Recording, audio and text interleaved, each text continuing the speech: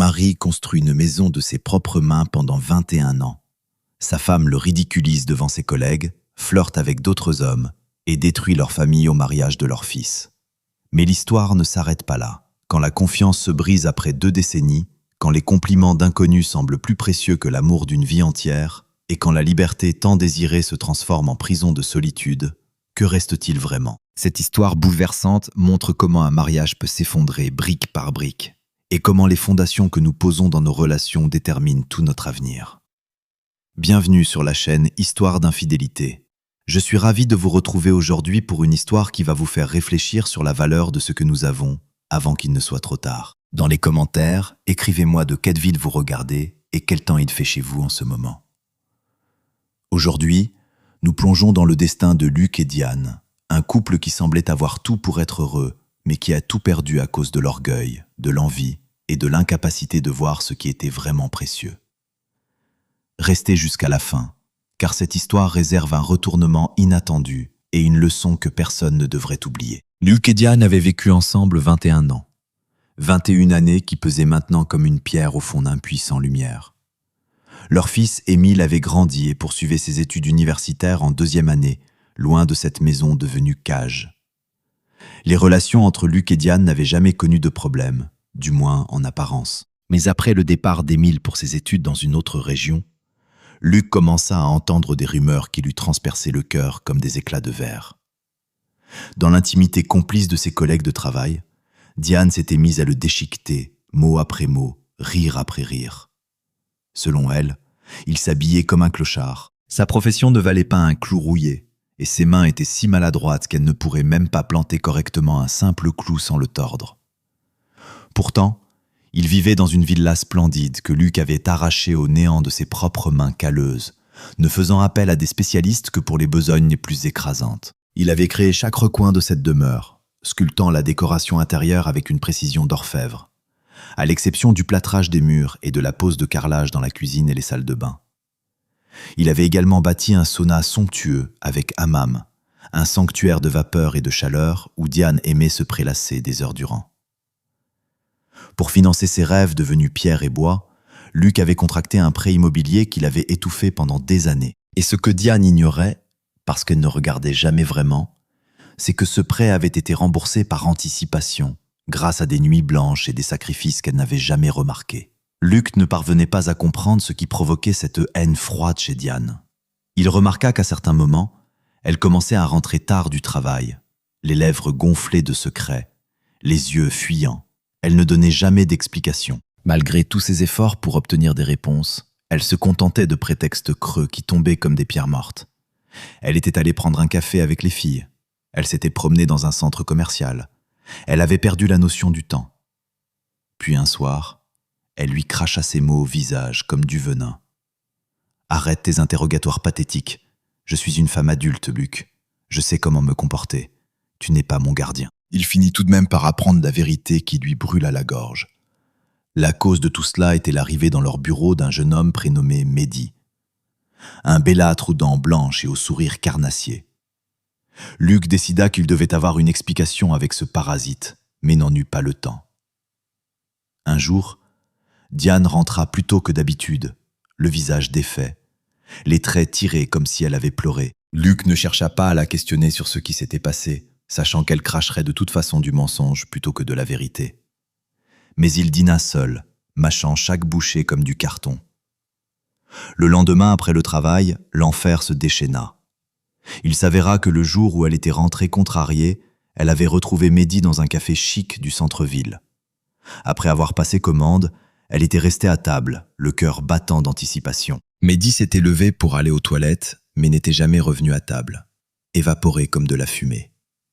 Le lendemain au bureau, elle le retrouva dans un état lamentable, le visage tuméfié, un hématome violet et noir explosant sous son œil comme une fleur vénéneuse. Elle s'approcha, le souffle coupé. « Mon Dieu, Mehdi, que s'est-il passé? Et où as-tu disparu hier au café ?» La voix de Mehdi tremblait, pathétique. « Je suis entré dans les toilettes. Pendant que je me lavais les mains, un homme est sorti de l'ombre. Je pense que c'était ton mari.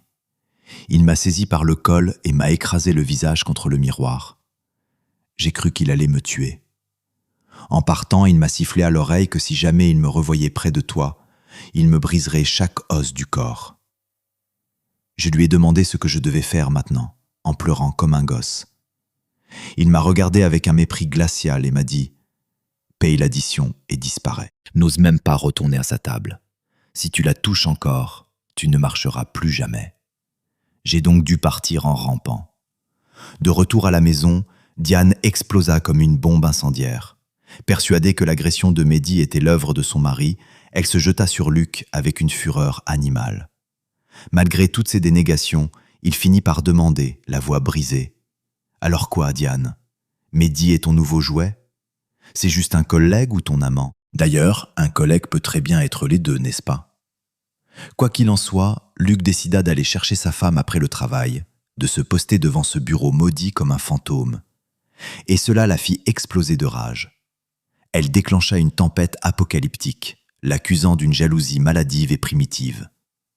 L'affrontement explosa instantanément dès qu'ils franchirent le seuil de la maison. Diane, sans même un regard pour son mari, lança d'un ton cassant et venimeux qui aurait pu fendre la pierre. « Tu es complètement dingue. Qu'est-ce que c'était que ce cirque, Luc? Une démonstration d'homme des cavernes? Tu vas maintenant me traquer devant l'entrée du bureau comme un chien galeux ?» Luc recula silencieusement vers le fond du vestibule, la laissant pénétrer dans leur maison devenue champ de bataille. Il sentait la tension familière lui serrer les tempes comme un étau rouillé. Mais au fond de lui, ce n'était plus de la confusion, seulement une lourde fatigue froide, morte, qui lui glaçait les veines. Il répondit d'une voix blanche. « Je ne te traquais pas, Diane. Je suis venu te chercher, comme un mari attentionné qui attend sa femme après le travail. C'est devenu un crime. Ne me prends pas pour une idiote. Tu étais planté là et tu observais comme un rapace. Tu vérifiais si je sortais seul ou accroché au bras de quelqu'un. C'est pathétique et humiliant. Je ne suis pas ta propriété, Luc. Je ne suis pas un objet que tu peux enfermer. Et qu'est-ce qui n'est pas humiliant, Diane?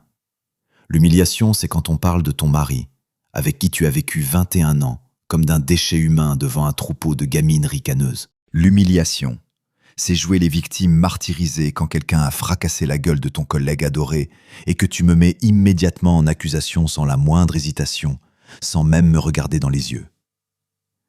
Et qui d'autre aurait pu faire ça? Un ange descendu du ciel?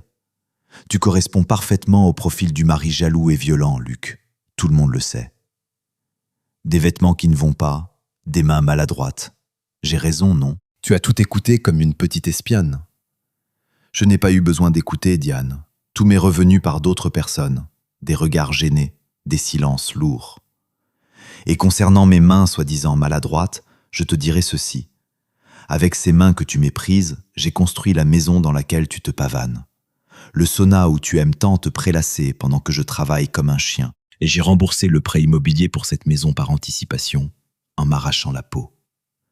Tu ne m'as même pas demandé comment j'y étais parvenu, parce que tu t'en fous.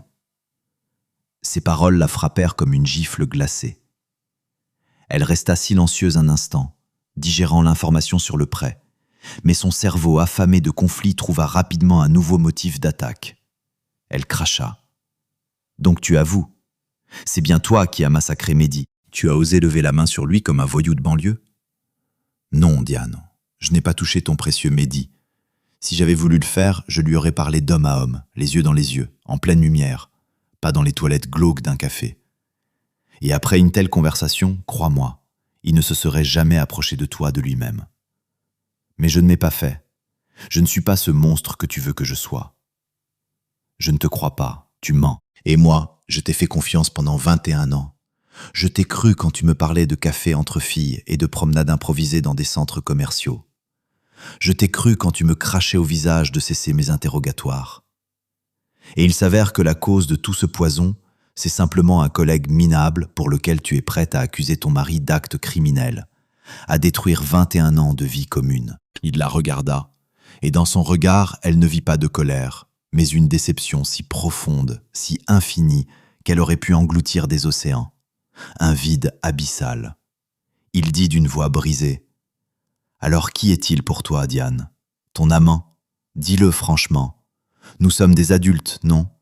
21 ans ensemble. Assez de mensonges.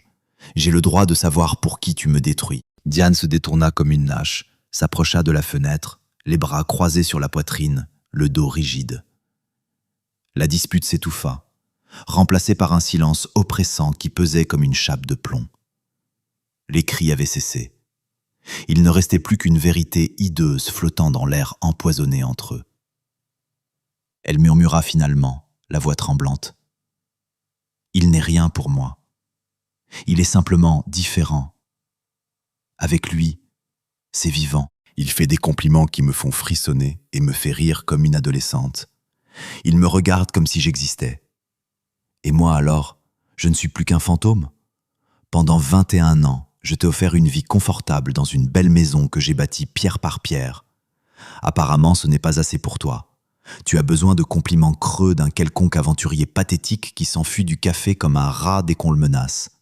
C'est ça ton héros ? Ce n'est pas un aventurier. Et ce n'est pas une question de compliments. C'est que tu as cessé de me voir, Luc. Tu vis dans ton monde de chantier, de calcul, de factures. Et moi, je suis devenu un élément du décor. Pratique et habituel, comme un meuble qu'on ne remarque plus. Luc écoutait, et il avait envie de hurler que tout cela n'était que des sottises, des excuses pathétiques d'une femme qui cherchait à justifier sa trahison. Mais il vit dans ses yeux une douleur sincère, profonde, saignante. Une douleur qui s'était accumulée pendant des années, comme du poison dans une plaie, et qui avait fini par trouver une issue sous les traits de Mehdi. Le conflit s'éteignit, mais dans la maison qu'il avait bâtie de ses mains calleuses, pierre après pierre, s'installa un silence plus terrifiant que tous les cris du monde. Un silence glacial qui s'infiltrait dans les murs, dans les poutres, dans l'air qu'il respirait. Car il était devenu évident que la fissure ne traversait pas seulement le plâtre ou la peinture, mais le fondement même de leur vie commune. Et comment réparer une telle fissure ? Luc ne le savait pas. Personne ne le savait. Après cette soirée cauchemardesque, Diane se mit à rentrer à l'heure. Et comme on le raconta à Luc, ses échanges avec Mehdi avaient été réduits à néant. Le minable avait disparu de sa vie comme de la fumée. Quelques jours avant le nouvel an, leur fils appela et lâcha cette bombe. « Papa, maman, j'ai rencontré une fille aux yeux noirs. Je vais l'épouser. » Cette nouvelle tomba comme un coup de tonnerre dans un ciel serein. Luc et Diane durent se réconcilier temporairement, du moins en apparence, même si Luc continuait à dormir dans la chambre d'amis, le cœur lourd comme une pierre tombale. Et ce que Diane ignorait, c'est qu'il avait préparé un dossier complet de documents pour le divorce. Mais il avait décidé de retarder leur dépôt au tribunal, espérant comprendre où leur vie les menait, s'il restait une lueur d'espoir ou si tout était définitivement mort. Pour le nouvel an, Émile arriva avec sa fiancée et les parents de celle-ci. Le mariage, initialement prévu pour fin janvier, fut décidé d'être célébré dans la région du marié. Luc et Diane durent se démener pour accueillir les invités du côté de la mariée. Mais tout se déroula correctement. Ils trouvèrent des chambres, réglèrent les questions pratiques, et aucun des invités ne remarqua la tension électrique qui crépitait entre eux. Le mariage d'Émile et Lola devint l'événement qui recolla temporairement les morceaux de la vie brisée de Luc et Diane. Les préparatifs fébriles, l'organisation minutieuse, la nécessité de jouer le rôle d'un couple heureux devant les invités. Tout cela créait une illusion de normalité, un masque fragile qui cachait la pourriture intérieure. Luc déposa l'enveloppe contenant les documents de divorce dans le tiroir le plus profond de son bureau, espérant que peut-être, la crise était passée. Diane, après l'histoire sordide avec Mehdi, se comportait calmement et de manière prévisible, comme si elle s'efforçait de ne pas faire chavirer leur frêle embarcation matrimoniale. La cérémonie de mariage fut organisée dans un restaurant local, dans une vaste salle de réception ornée de fleurs blanches et de bougies vacillantes. Les parents de Lola, des gens cultivés et posés, se sentaient légèrement mal à l'aise dans cette atmosphère tendue, mais s'efforçaient de ne rien laisser paraître, comme le font souvent les personnes bien élevées, qui comprennent qu'une intervention ne ferait qu'aggraver les tensions. Luc, dans un costume neuf que Diane avait elle-même choisi, jouait le rôle de l'hôte chaleureux avec une précision chirurgicale. Il veillait sur les plats, servait le champagne, plaisantait avec les invités, serrait des mains. Mais intérieurement, il était tendu comme une corde de violon sur le point de se rompre.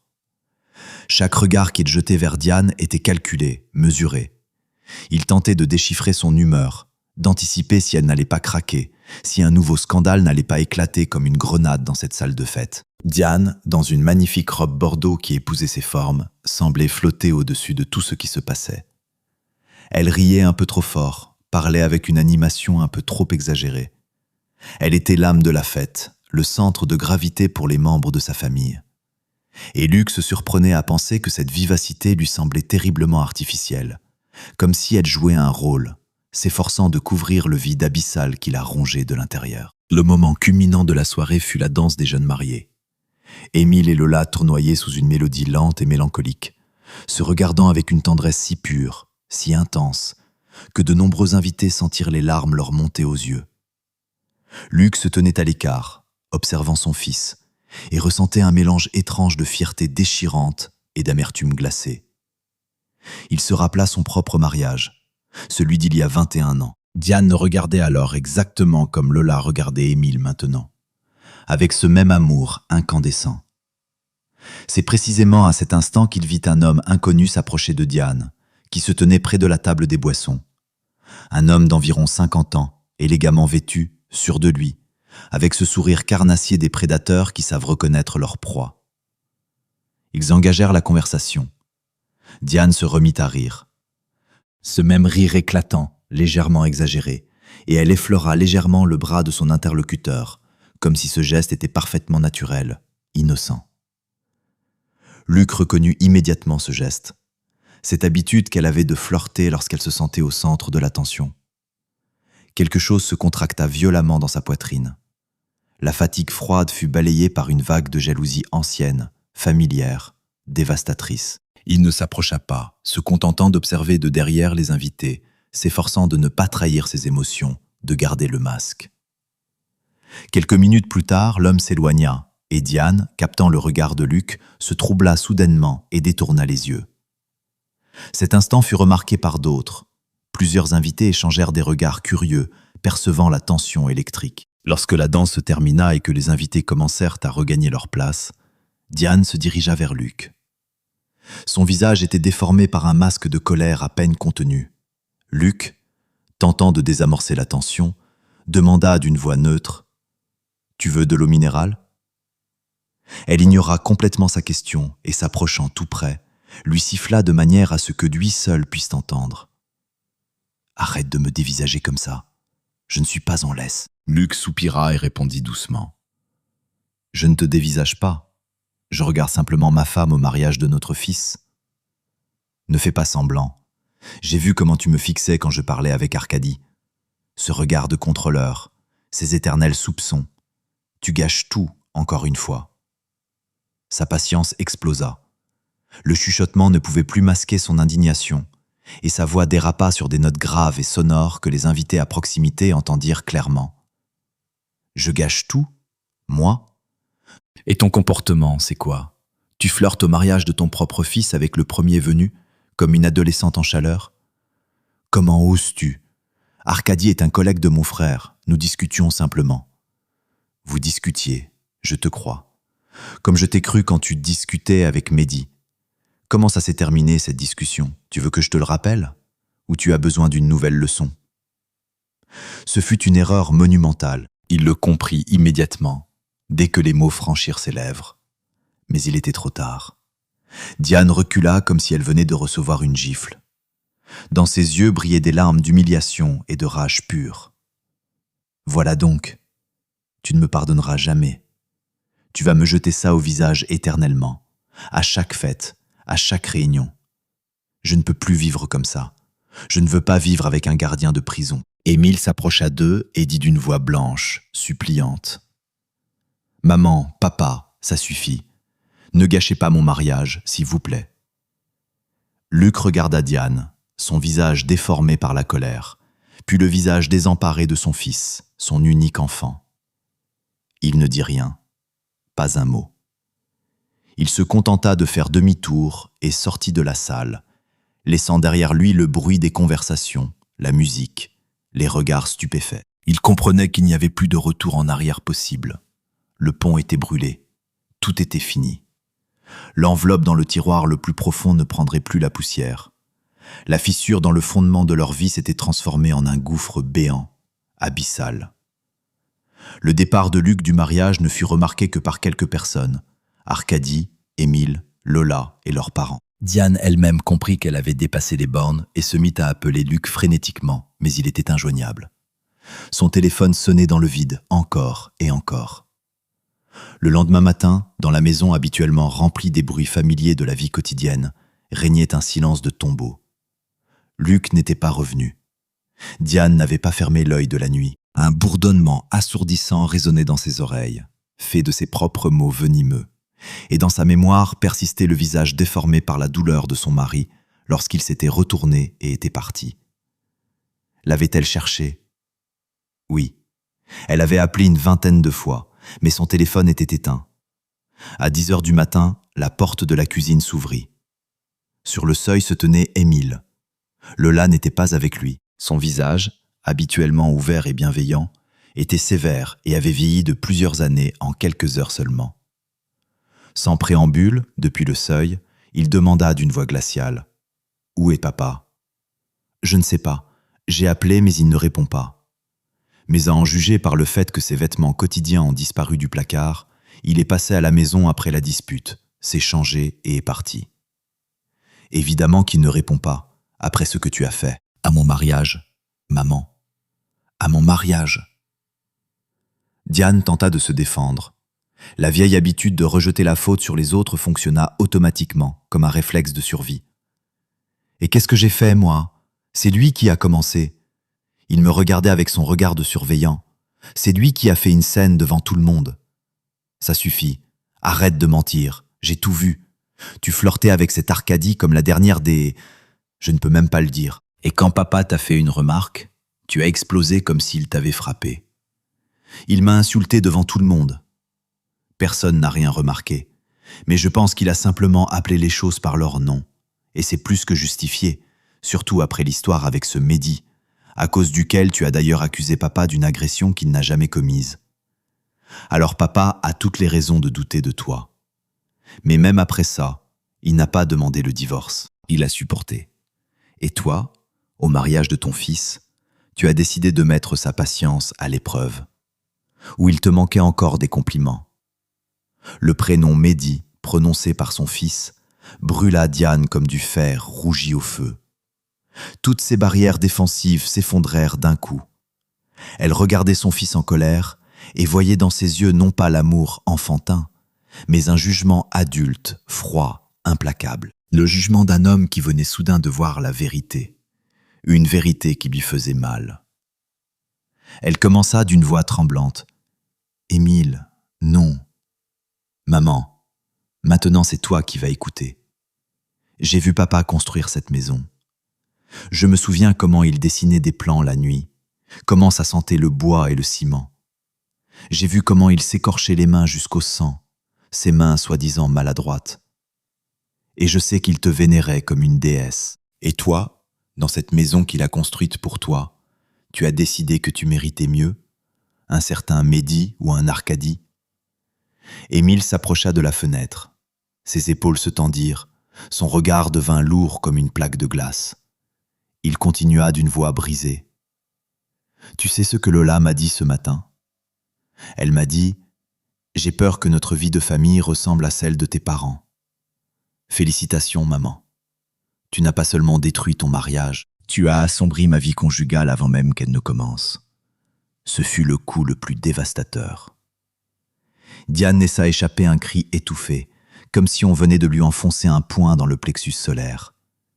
Les larmes se mirent enfin à couler à flots. Pas des larmes théâtrales, mais des larmes amères, désespérées, incontrôlables. Elle gémit. « Je ne voulais pas. Je ne sais pas comment tout cela a pu arriver. Arrête de dire ce que tu ne voulais pas. » Émile se retourna vers elle. Sa colère commençait à s'apaiser, se transformant en une déception glaciale et lointaine. Il dit d'un ton définitif : « Réfléchis à ce que tu vas faire. Papa s'est tu pendant 21 ans, mais tout a une limite. Et hier, à mon mariage, cette limite a été atteinte.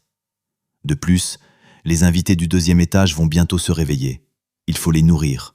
Et à midi, nous devons être au café. C'est le 2e jour de mariage aujourd'hui. Émile prit sa veste et ajouta « Je vais chercher papa. Et toi, maman, tu dois réfléchir sérieusement à tout ça. » La porte se referma avec un claquement sec. Diane commença à préparer le petit déjeuner pour les invités logés au 2e étage, les mains tremblantes. Maintenant, elle comprenait ce que Luc avait voulu dire en parlant de la fissure dans le fondement. Le gouffre ne se trouvait pas seulement entre eux deux. Le gouffre s'était ouvert entre elle et toute sa vie d'avant, son mari, son fils, sa belle-fille. Et rester seule au bord de ce précipice était plus terrifiant que n'importe quel scandale. Le 2e jour de mariage devait être moins formel. Une sortie à la campagne, une promenade, puis un dîner tranquille dans un café accueillant avec les proches parents et amis. Mais au lieu de l'animation et de la légèreté espérée, le groupe se rassembla tendu et divisé. Diane, le visage gonflé par les larmes et l'insomnie, tentait de se ressaisir. Elle aidait mécaniquement Lola à rassembler les affaires, évitant de croiser son regard. Les parents de Lola, des gens pleins de tact, faisaient semblant que rien ne s'était passé, mais dans l'air flottait tout de même un malaise épais, palpable, semblable au brouillard avant une tempête de neige. Émile revint seul. Ses recherches n'avaient mené nulle part. Le téléphone de Luc était toujours éteint. Et à la station-service à la sortie de la ville, où il s'arrêtait parfois, personne ne l'avait vu. De retour à la villa, Émile déclara sans grande conviction « Il va se calmer et revenir. Allons-y, on ne peut pas être en retard. » Le café choisi pour la célébration était élégant et moderne, avec des murs de briques apparentes et une décoration épurée. Les tables étaient dressées dans une véranda vitrée donnant sur un jardin d'hiver. Diane s'assit de manière à être légèrement à l'écart, espérant devenir invisible. Mais ses espoirs s'effondrèrent brutalement. À peine le groupe installé, Arkady apparut dans l'embrasure de la porte, élégant, souriant, avec un bouquet de fleurs pour la mariée et un autre, plus petit mais raffiné, pour Diane. Il s'avança avec assurance et déclara d'une voix chaleureuse « Mes amis, pardonnez-moi de venir sans invitation. J'ai appris par le frère de votre mère que la fête continuait. Je n'ai pas pu résister.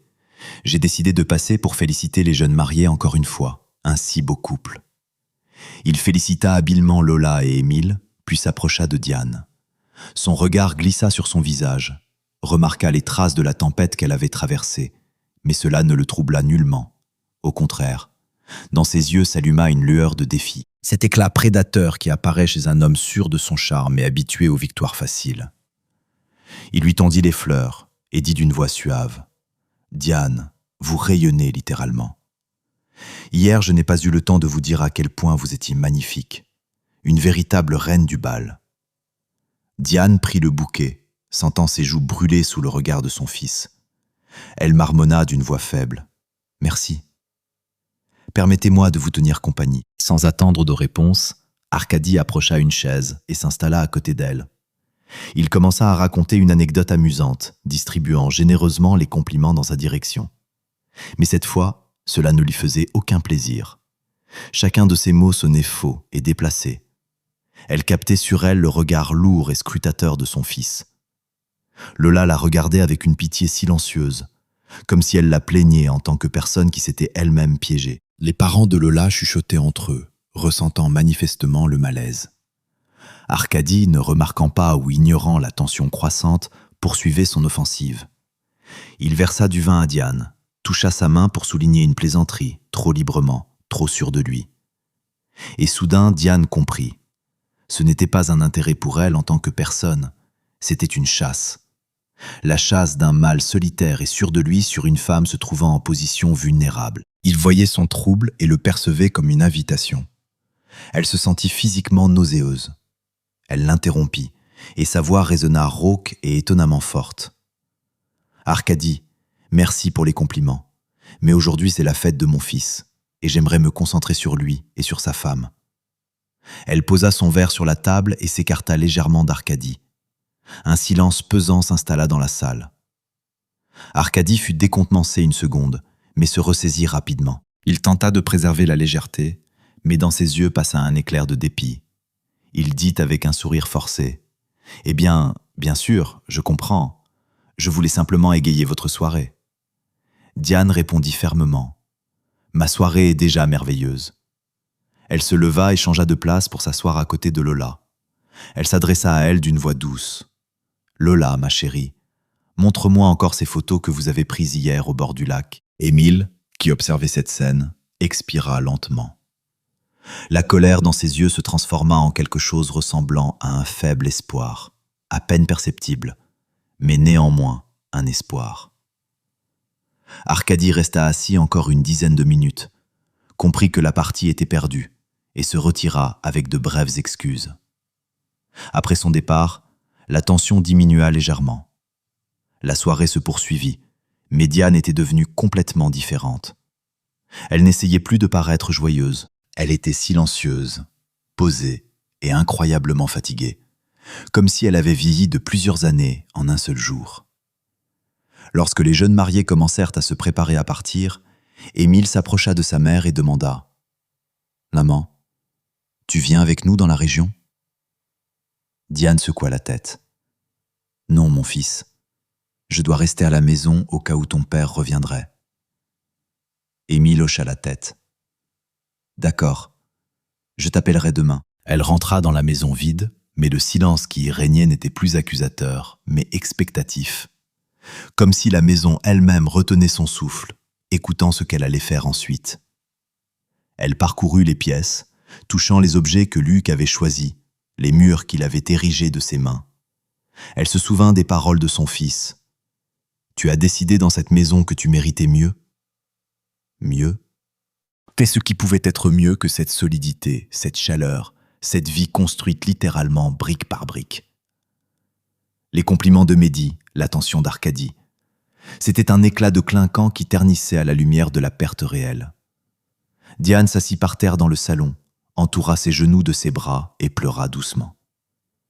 Mais maintenant, ce n'étaient plus des larmes d'apitoiement sur elle-même ou de colère.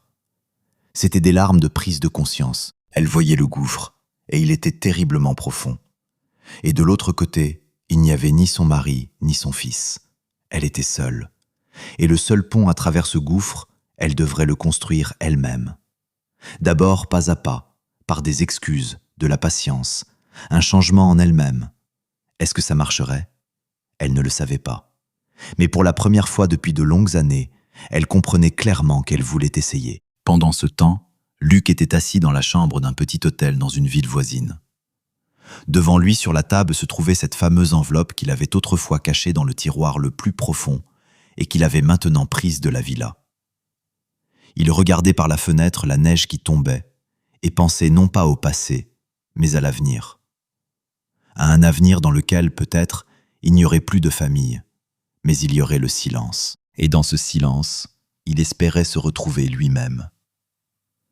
Luc n'avait pas l'intention d'aller travailler. En raison du mariage de son fils, il avait pris des congés. Il passa presque 3 jours dans la chambre d'hôtel dans un détachement complet. Il n'allumait pas son téléphone, ne regardait pas la télévision. Il restait simplement assis, regardant par la fenêtre, rembobinant dans sa tête le film de leur vie commune. Toutes ces années, tous ces sacrifices, tout cet amour transformé en habitude, puis en irritation. La scène au mariage de son fils avait été la goutte d'eau qui avait fait déborder le vase. Cette fameuse fissure dans le fondement qu'il avait autrefois ressentie s'était maintenant élargie, engloutissant tout. Le 4e jour, il alluma son téléphone. L'écran explosa avec des dizaines d'appels manqués de Diane et d'Émile. Il y avait plusieurs SMS de son fils. « Papa, où es-tu ? Lola et moi sommes inquiets. Maman est désespérée. » De Diane, il n'y avait qu'un seul message, envoyé au milieu de la nuit. « Pardonne-moi. » Ces mots ne provoquèrent en lui ni colère ni espoir, seulement une certitude froide et claire. Il appela Émile. Celui-ci répondit immédiatement. « Papa, où es-tu ? » « Tout va bien, mon fils. Je suis dans un hôtel de la ville voisine. Je me repose. »« Comment allez-vous ? » ?»« Nous, ça va. Mais maman, elle est dans un état terrible. Papa, tu ne pourrais pas rentrer, lui parler ? » ?»« D'accord, je vais venir. Mais la conversation sera différente. » Il raccrocha, rassembla ses affaires et posa sur le siège passager l'enveloppe contenant les documents. Le trajet du retour lui parut symbolique. Il ne rentrait pas chez lui, mais vers les ruines de ce qui avait autrefois été sa forteresse. Diane, ayant appris par Émile que Luc revenait, s'agitait dans toute la maison. Elle avait tout rangé à la perfection, préparé ses boulettes préférées, mis cette robe qu'il avait toujours complimentée. Dans sa tête tourbillonnaient des mots de justification, de supplication, d'espoir. Elle vit sa voiture près du portail et se précipita sur le perron, figée dans une attente muette. Luc sortit de la voiture. Il avait l'air fatigué, mais maître de lui. Son regard était direct et ferme. Il ne ressemblait pas à un mari en colère. Il ressemblait à un homme ayant pris une décision importante qu'il avait longtemps repoussée. Diane commença d'une voix tremblante. « Luc ?» Mais il leva la main, doucement mais sans équivoque, l'arrêtant net. « Entrons, Diane. Nous devons parler sérieusement. » Ils s'assirent dans la cuisine à la table où flottait l'odeur de nourriture fraîche. Luc posa l'enveloppe entre eux. « J'ai demandé le divorce. Voici des copies de la demande pour toi et une proposition de partage des biens. Les documents officiels te parviendront dans les 10 jours, du moins, c'est ce qu'on a dit au tribunal. » Diane laissa échapper un cri étouffé, comme si on l'avait frappée. Tous les mots préparés se coincèrent dans sa gorge. Elle parvint difficilement à articuler. « Mais pourquoi ? J'ai tout compris. J'ai pris conscience de mes erreurs. Je suis prête à changer. Nous pouvons tout recommencer. » Non, Diane, nous ne pouvons pas. Recommencer signifierait effacer le passé, et il ne peut pas être effacé. L'histoire avec Mehdi, tes moqueries dans mon dos, le scandale au mariage de notre fils, ce ne sont pas des accidents, ce sont des symptômes. Les symptômes d'une maladie qui a lentement mais sûrement dévoré notre mariage. Je ne te fais plus confiance. Et plus important encore, j'ai cessé de me respecter moi-même dans ces tentatives sans fin de comprendre, de justifier et de pardonner. Des larmes coulèrent sur ses joues et elle murmura. « Alors tu ne me pardonnes pas ? Pardonner, c'est possible. Oublier, non. Et vivre en continuant de me retourner constamment en attendant un nouveau coup dans le dos, je ne peux pas. Je suis épuisé, Diane. J'ai construit cette maison pour le bonheur, et elle s'est transformée en champ de bataille. » Il parlait sans colère, calmement, avec une fatigue infinie. Et dans cette fatigue, il y avait une telle irréversibilité que Diane perdit son dernier espoir. Comprenant déjà la réponse, elle demanda tout de même « Que dois-je faire alors ?»« Continuer à vivre. Je te paierai pour la moitié de la maison et je resterai vivre ici. Tu pourras t'acheter un appartement et tu seras libre. » Tu es libre, Diane. Tu voulais une vie différente, maintenant tu l'auras. Sans surveillant, sans mari jaloux. Le procès au tribunal fut rapide et sans émotion. Ils se comportèrent comme des personnes civilisées, partageant les biens acquis. Diane tenta pendant un certain temps de lutter, supplia Émile d'influencer son père. Mais leur fils, bien que vivant difficilement le divorce de ses parents, soutint la décision de Luc. Il dit « Maman, papa a raison, vous méritez tous les deux la tranquillité. Parfois, pour préserver au moins quelque chose en soi, il faut simplement se séparer. » Ce fut difficile pour Luc, mais il paya à Diane sa part de la maison. Vendre cette demeure à quelqu'un d'autre, il n'en avait pas le cœur. Avec l'argent reçu, Diane s'acheta un petit appartement confortable dans un nouveau quartier de la ville, sans hammam, sans grand jardin, sans histoire. Plusieurs mois passèrent. Émile et Lola, voyant que leurs parents avaient organisé leur vie séparément l'un de l'autre, se calmèrent progressivement. Diane trouva un nouveau travail, tentant de construire sa vie sur une page blanche. Parfois, elle appelait Luc pour discuter de formalités, et dans sa voix perçait la nostalgie, mais il restait poli et inébranlable.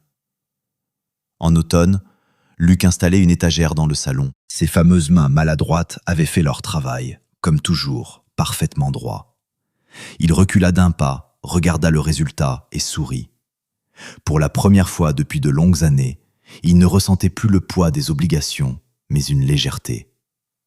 La légèreté de la solitude dans laquelle il n'y avait plus d'amertume, mais seulement la tranquillité et la possibilité de respirer à plein poumon. Il comprit que la fissure n'était pas dans le fondement de la maison, mais dans le fondement de leur relation.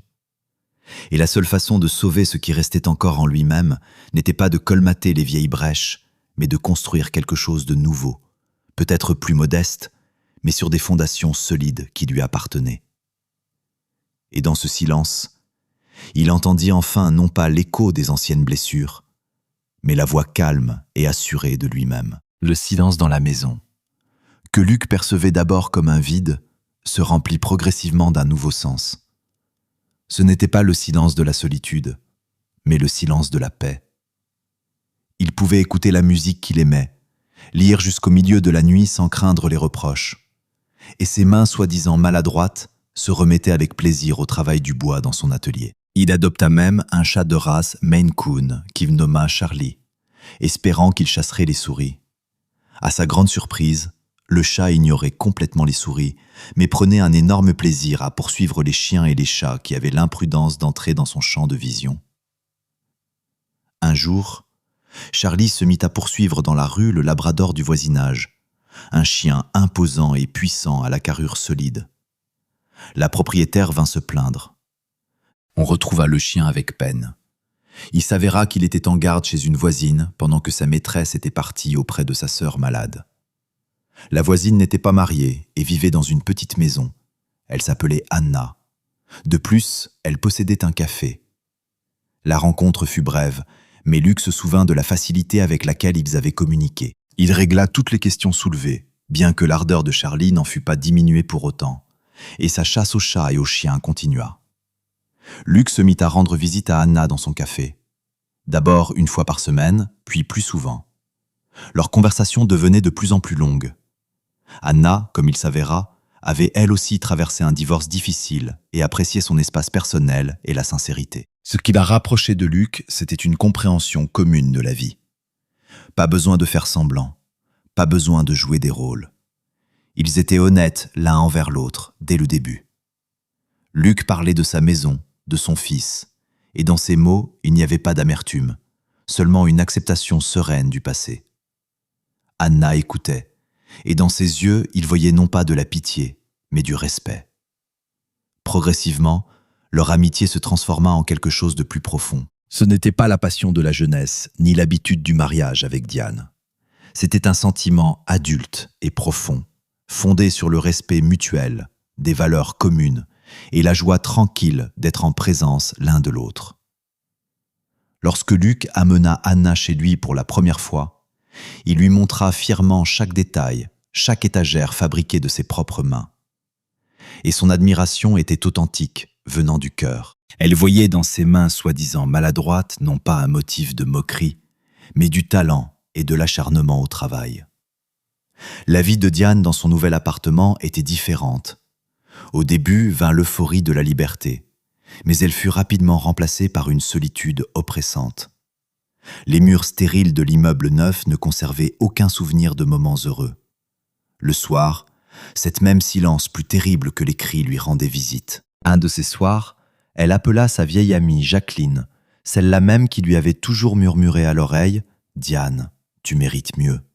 La vie est courte, on ne peut pas la gaspiller avec un mari ennuyeux. » Jacqueline répondit avec joie et arriva avec une bouteille de vin.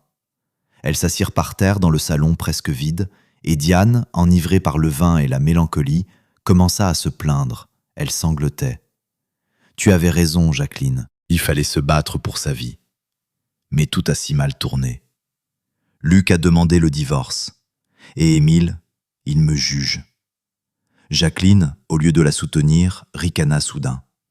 Dans ses yeux brilla une lueur malsaine et elle dit « Eh bien, tu sais, ma chérie, si tu n'as pas pu retenir un homme comme Luc, c'est ton problème. C'est un sacré bonhomme, non? Bricoleur, il a construit une maison, fait vivre sa famille, solide.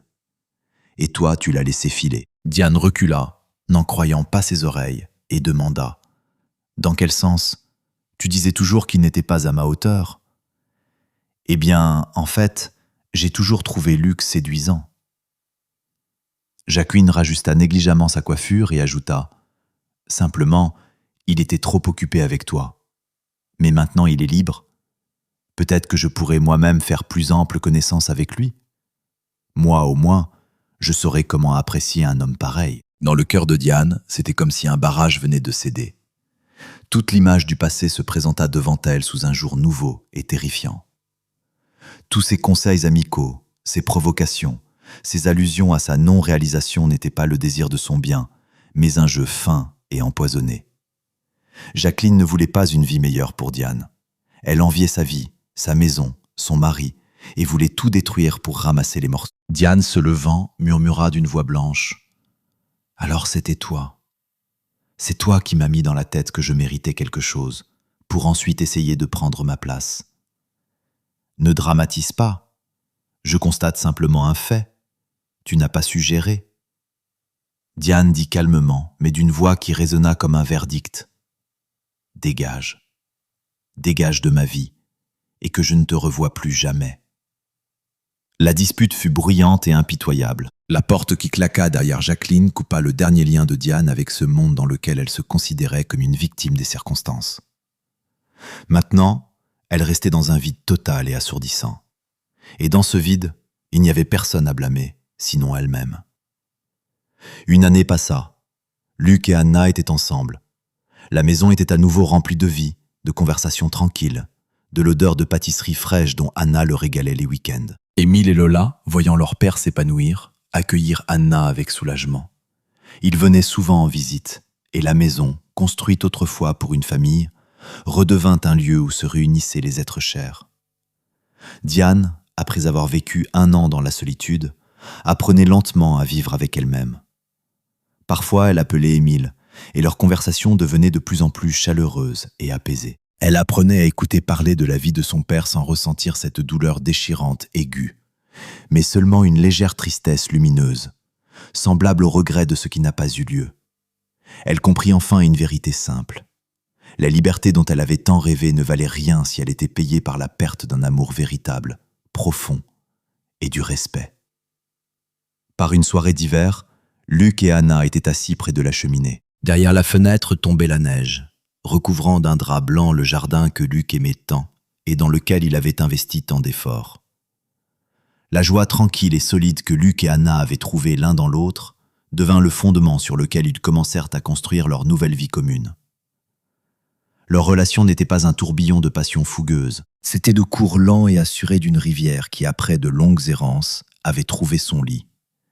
Ils ne se précipitaient pas vers le mariage, savourant le simple bonheur de leur présence quotidienne mutuelle. Anna emménagea dans la maison de Luc, et sa légèreté, son amour de l'art et sa capacité à créer du confort complétèrent parfaitement sa solidité et son habitude de tout mener à terme. La maison, autrefois champ de bataille, se remplit de rires, de musique et de l'arôme du café en grains qu'Anna torréfiait elle-même pour son café. Émile et Lola, voyant leur père heureux, accueillirent Anna de tout cœur. Elle n'essayait pas de remplacer leur mère, mais devint pour eux une amie sage et bienveillante, une personne auprès de laquelle on se sentait en paix. Dans la famille régnait enfin la paix qui avait tant manqué auparavant. Le destin de Diane prit un autre tourment. La solitude, d'abord masquée par l'euphorie de la liberté, révéla rapidement sa véritable nature, le vide. L'appartement dans le nouveau quartier restait une boîte sans âme, dépourvue de mémoire, de confort et de chaleur. La prise de conscience que son amie Jacqueline avait, toutes ces années, alimenté son mécontentement par envie, fut pour Diane le dernier coup dévastateur. Elle comprit définitivement qu'elle avait elle-même détruit son bonheur en croyant au clinquant de compliments étrangers et d'idéaux qu'on lui avait imposés. Elle tenta de lutter contre la mélancolie, partit même en vacances à la mer, espérant qu'un changement de décor lui apporterait un soulagement. Mais partout, l'ombre du passé la poursuivait. Elle voyait des couples heureux et se surprenait à penser qu'elle aurait pu être l'une d'eux. Diane appelait Émile, et dans leur conversation perçait une nostalgie persistante. Son fils, voyant son repentir sincère, s'adoucit. Il commença à lui rendre visite seul, sans Lola, essayant de la soutenir. Mais il ne pouvait pas lui donner ce qui lui manquait le plus, le pardon de Luc et la possibilité de tout recommencer. Ce pardon, plus personne ne pouvait le lui accorder. La santé de Diane, minée par des années de tension intérieure, le stress du divorce et une profonde dépression, commença à flancher. Elle se mit à fondre à vue d'œil. D'abord, elle attribua sa fatigue à la morosité automnale, puis à un rhume persistant. Mais lorsque la toux constante et l'essoufflement ne passèrent pas, elle se rendit à contre-cœur chez le médecin. Le diagnostic tomba comme un verdict. Cancer avancé. Les médecins ne pouvaient qu'hausser les épaules. Trop tard. La maladie qu'elle avait ignorée, absorbée par ses tourments psychologiques, avait déjà métastasé. Apprenant la maladie de sa mère, Émile fut anéanti. Il la supplia de se faire hospitaliser, d'essayer de nouvelles méthodes, de s'accrocher à n'importe quelle possibilité, mais Diane refusa. Dans son refus, il y avait moins de faiblesse qu'un calme étrange et tragique. Elle dit à son fils « Je suis fatiguée, Émile, très fatiguée. Laisse-moi partir tranquillement. » Diane passa ses dernières semaines dans son appartement impersonnel, regardant par la fenêtre une cour étrangère. Émile et Lola lui rendaient visite chaque jour. Luc, apprenant ce qui était arrivé par son fils, éprouva une gamme complexe de sentiments, de la pitié, de la culpabilité et un regret amer. Il ne lui rendit jamais visite, comprenant que sa présence ne serait qu'un rappel cruel du passé. Mais il l'appela et dit « Diane, adieu, je te pardonne. » Un silence se fit au bout du fil, et il n'entendit qu'un soupir faible et saccadé. C'était suffisant. Diane mourut paisiblement dans son sommeil, lors d'une de ces journées d'hiver grises. Aux funérailles n'assistèrent que les proches, Émile avec Lola, quelques parents, des collègues. Luc et Anna vinrent pour soutenir leur fils. Debout près de la tombe, Luc regardait le cercueil et pensait non pas aux disputes et aux blessures, mais à cette jeune fille avec laquelle il avait autrefois commencé à construire sa maison. Il lui pardonnait, et se pardonnait à lui-même. La mort de Diane mit un point final tragique à ce chapitre de leur vie. Pour Émile, ce fut une épreuve difficile mais purificatrice. Il comprit la fragilité de la vie et l'importance de chérir ce que l'on a avant qu'il ne soit trop tard. 6 mois passèrent encore. Un soir, assis avec Anna sur la véranda de sa maison, Luc prit sa main et dit « Marions-nous discrètement, sans faste, seulement nous, Émile, Lola et quelques proches. » Anna sourit de son sourire calme et radieux et hocha simplement la tête. Leur mariage ne ressemblait en rien à la somptueuse célébration d'Émile.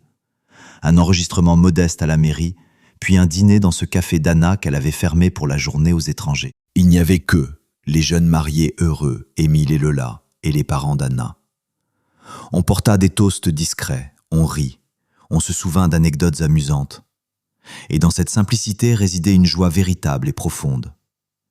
Luc regardait Anna, son fils et sa belle-fille, et sentait que le cercle s'était refermé. La tragédie de Diane resterait à jamais une cicatrice sur son cœur, une leçon amère sur la facilité avec laquelle on peut détruire l'amour par l'inattention et l'orgueil. Mais elle n'empoisonnait plus sa vie. Elle lui avait appris à apprécier le silence et la paix qu'il avait trouvée auprès d'Anna. Avec Anna, il ne faisait pas de plans grandioses, il vivait simplement. La maison que Luc avait autrefois construite pour une famille abritait maintenant l'histoire d'une vie, de pertes et d'une nouvelle découverte du bonheur. Et chaque soir, contemplant le coucher de soleil depuis la fenêtre de son salon, Luc savait que, malgré toutes les pertes et la douleur, sa vie avait finalement trouvé cette harmonie qu'il avait autrefois posée dans les fondations de cette maison. Et c'est ainsi que l'histoire se termine. En réfléchissant à voix haute, on voudrait dire « Le bonheur se détruit rarement brutalement. Le plus souvent, il est rongé par de petits doutes, des conseils étrangers et l'habitude de ne pas apprécier ce qui est près de nous.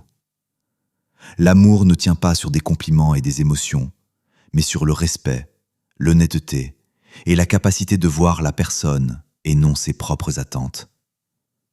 La liberté obtenue au prix de la perte de ses proches se transforme presque toujours en solitude. On ne peut pas toujours réparer ses erreurs, mais il est important de les reconnaître pour ne pas les répéter. Et peut-être la chose la plus importante, une maison ne tient pas sur des murs, mais sur ce que nous posons dans les fondations de nos relations.